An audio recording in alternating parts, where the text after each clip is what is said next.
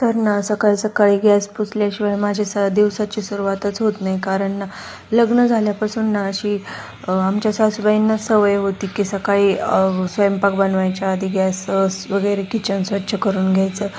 तर मला सुद्धा ती सवय लागलेली आहे. पण आमचं बेसिन जे आहे ना ते चालू नाही, त्यामुळं असं कापडानेच पुसून घ्यावं लागतं. आणि ही एक माझी रोजची सवय आहे, त्याशिवाय मला काही कामं सुधरत नाही. तर आता मी तर सकाळ सकाळ गॅस वगैरे पुसून घेत होते. त्यानंतर मला जी मी वेट लॉस पावडर बनवली होती ती मला घ्यायची होती. त्यासाठी मी एक अर्धा ग्लास पाणी ठेवलं आणि त्यामध्ये अर्धा चमचाच ही वेट लॉस पावडर जी आहे ती मी टाकून घेतली होती. तर तुम्ही पाहू शकता. आणि काय होतं ना, मला आठवड्यातले सोमवार, मंगळवार, गुरुवार, शुक्रवार हे 4 दिवस उपवास असतात आणि 3 दिवस ही वेट लॉस पावडर मला घ्यायला जमते. तर पाहू 3 दिवस का होईना पण काही फरक होतो का. तर आता इथं उकळून घेतल्यानंतर हे छान असं गाळून घ्यायचं आहे.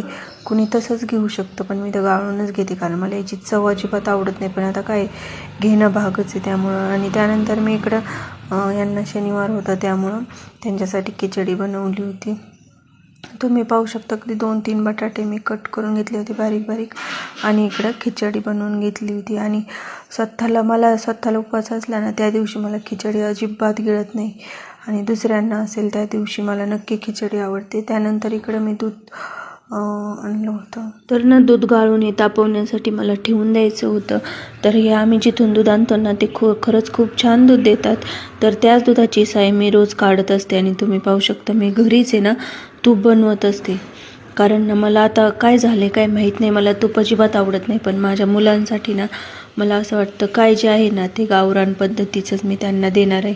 त्यामुळे मी ना विकतचं तूप कधीच आणत नाही, मी घरीच बनवते जसं माझ्याच्याने होईल आणि जेवढं होईल तेवढं. पण यामध्ये सांगते ना खूप जास्त मलाई निघते आणि खूप जास्त सारं तूप निघतं. तर तुम्ही पाहू शकता इकडे एवढी मलाई निघली होती. मी असं छान 2-3 पाण्याने स्वच्छ धुवून घेतलं होतं आणि हे आता याचं तूप बनवणार होते. तर तुम्ही पाहू शकता आपलं एवढं तूप तयार झालेलं होतं. तर तुम्हाला माझे व्हिडिओ कसे वाटतात नक्की कमेंट करून सांगा.